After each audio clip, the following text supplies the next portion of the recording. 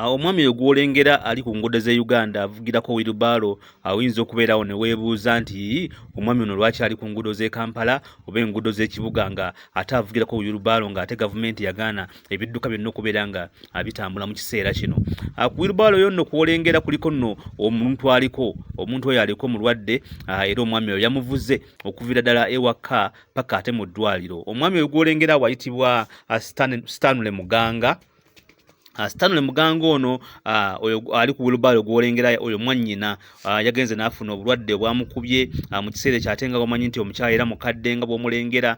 So muganda we oyo ayitibwa Stanley Muganga n'agezako okubeera ng'akubira abantu President bwe yatukwasa okubeera nga bakola ku nsonga ezo n'abeera ng'ate teyasobodde kubeera ng'abafuna bulungi ate nga kugamba ambulance gye bamusindiseko kubeera ng'akubira okubeera nga zijja zimuyambe zikwate omulwadde zimutwale mu ddwaliro, ambulance nga za bbeeyi nnyo nga sente zimugamba sente mpitirivu nnyo zatakola ki zatayinza kubeera ng'asobola mu kaseera kano.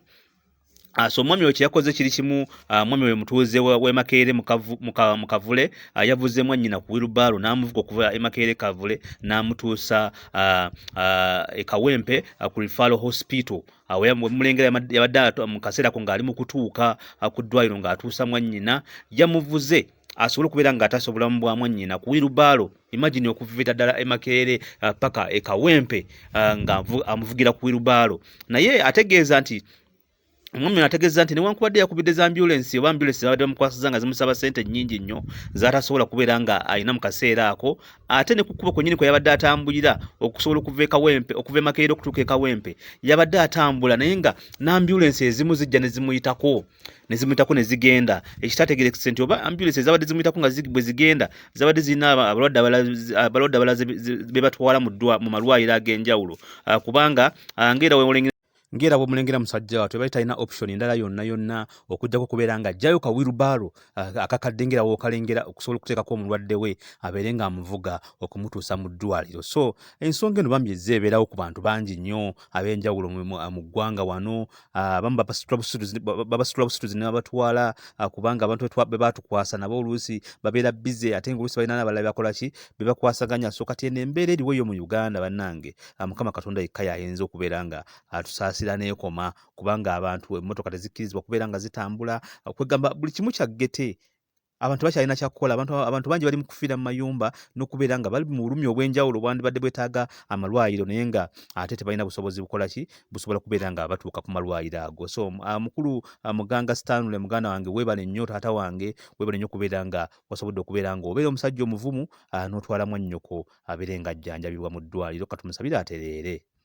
Mpozi ate ne mu kitundu ekirala ky'eggwanga waliwo nnansi omu eyeewuunyisa abantu ab'oku kyalo kw'abeera. Mwana muwala oyo nga bemulengera awo, mwana muwala oyo omulwadde oyo yajja mu ddwaliro n'abeera nga obujjanjabi obuli mu ddwaliro tebujja kubeera nga busobola okubeera nga bumumala. N'asalawo n'amuteeka ku kagaali ako k'olengera ke bavugirako abalwadde n'amuvuga kilomita eziwera ddala 4 n'ekitundu okusobola okumuvuga okuva ku ddwaliro lye baaliko n'asobola okubeera nga amutuusa ku ddwaliro eddene ery'omu kitundu ekyo mu Northern Uganda. Omukyalo oyo yakola omulimu gw'amaanyi nnyo ngera bemulengera.